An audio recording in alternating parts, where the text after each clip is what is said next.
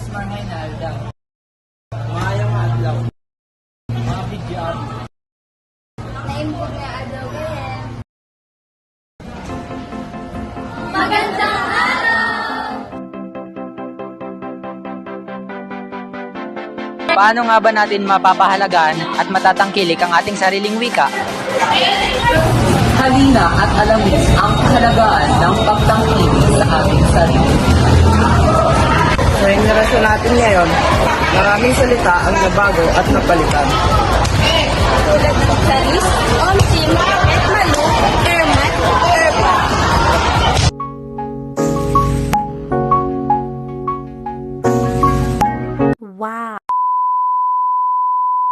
Ang wika ay mahalaga sa pakikipaghalubilo sa ibang tao.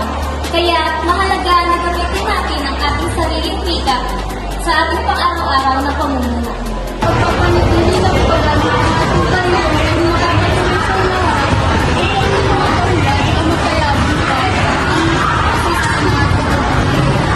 Sisigilin natin na magpapatuloy ang ating sariling wika. Kung ituturo natin ito sa mga kabataan, huwag natin silang sanayin na naninilat sa mga salitang banyaga kaysa sa paggamit ng ating sariling wika. Di natin napapakita pagmahal natin sa ating bansa, ang ibang lingwahe naman ang lumalabas sa ating bibig.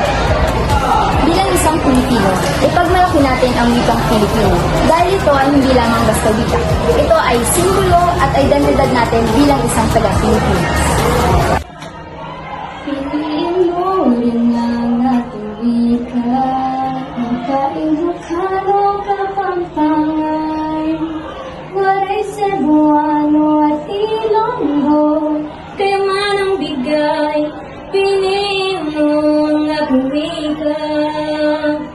Piliin mo, gamitin mo, kaya man ang bigay, piliin mo ang ating wika.